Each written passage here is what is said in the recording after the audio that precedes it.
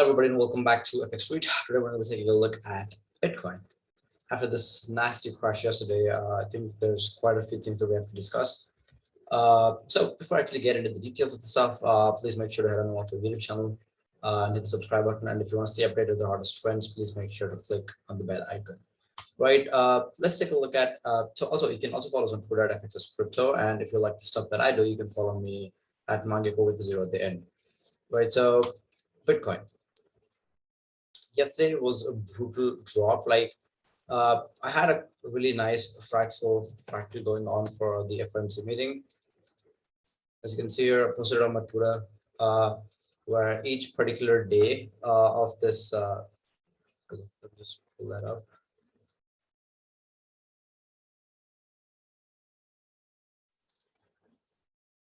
And this is the second chart.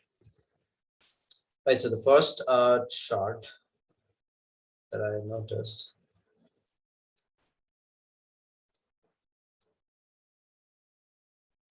Yep, there it is. Right, so FOMC meeting in Jan, it was 25th and 26th. And as you can see here on the 25th, the FOMC meeting, the candlestick was green and the next day the candlestick was red. Similarly here, the candlestick was red and then was followed by a green candle. So I kind of figured like this trend would hold up, although there's not a lot of data points here. And it's really bad for me to extrapolate. I did just that. And I expected the green candle on, what day was this, on May 4th, to pump a little higher. And fortunately, that's exactly what it did. And we got a nice little pump up to, yep, we got a nice pump up to $40,000, right? And then I kind of felt, I expected the price to go a lot higher. As you can see here in this particular chart, I expected the price to go up to at least the previous weekly high at 40,813, but that didn't happen. As you can see, the price only went up to 39, roughly $40,000, right? Not more than that. Currently liquidity resting above these highs over here. And then I kind of exited somewhere around here a little early. And then soon, like after, the price crashed violently, and I think we dropped roughly $2,500. So yeah, now that this has happened, the FOMC fractal that I was talking about kind of is out of the window, mainly because of how the RSI was producing a higher low each time. This time we did get that higher low, but then again, due to the crash, we formed a lower low. So yes, this is out of the window. So let's take a look at Bitcoin from a higher time frame perspective first, which is 3-day time frame. Right, I've been talking about 3-day time frame and this 203-day moving average for quite some time.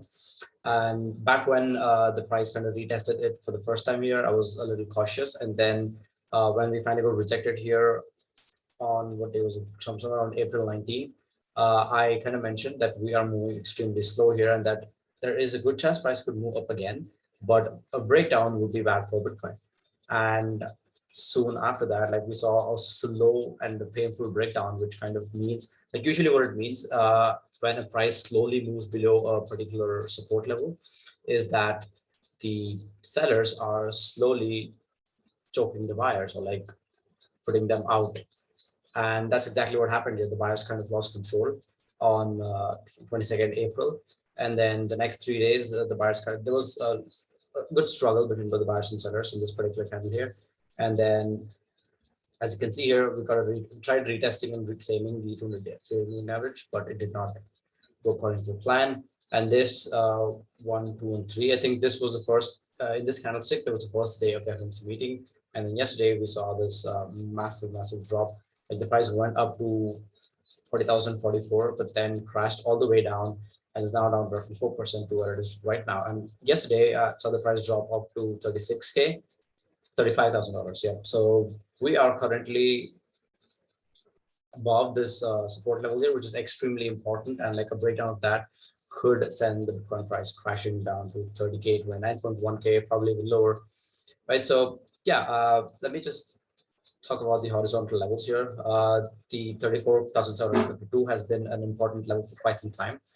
And a breakdown of this, like I've mentioned in a lot of my videos, a weekly candlestick close below this level over here would invalidate the bullish thesis, or like any doubt or like any hint of bullishness would be eviscerated, in which case I'm expecting the price to straightly shove down to this weekly support level here at 9,100, which also happens to be the equal lows formed by Bitcoin in May and July of 2021.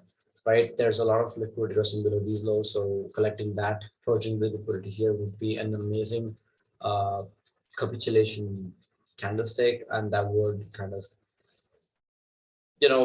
kind of even the playing fields, and then a long reversal here could probably take Bitcoin to probably 80K, 100K.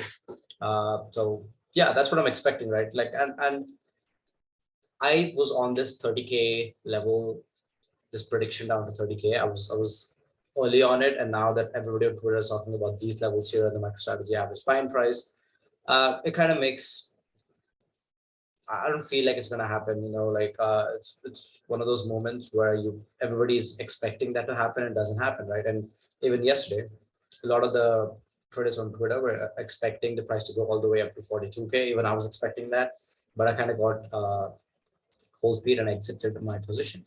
So when everybody's expecting some sort of a thing to happen, usually the opposite of that happens. So that's kind of my take on what's happening with Bitcoin right now, right?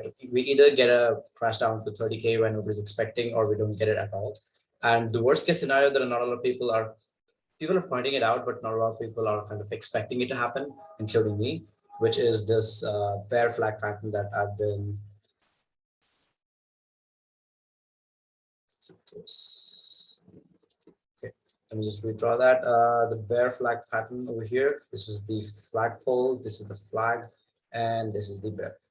This is the breakdown, right? This is the continuation pattern, and if now that we've gotten an actual breakdown here on 3-day time frame, there's a good chance price could come down all the way up to 18K, which is very close to the 2017, 2018 all-time high. So yep, guys, that's my outlook right now. I'm not bullish on Bitcoin whatsoever. Like, to sum it up, I wouldn't be opening any fresh longs unless it's a scalp position, which I'm going to be closing for like another 20 minutes or so. I'm not going to open any swing long positions. I'm going to be on the sidelines, right? Yeah, that is pretty much it, guys. If you enjoyed this analysis, please make sure to like, comment, and subscribe.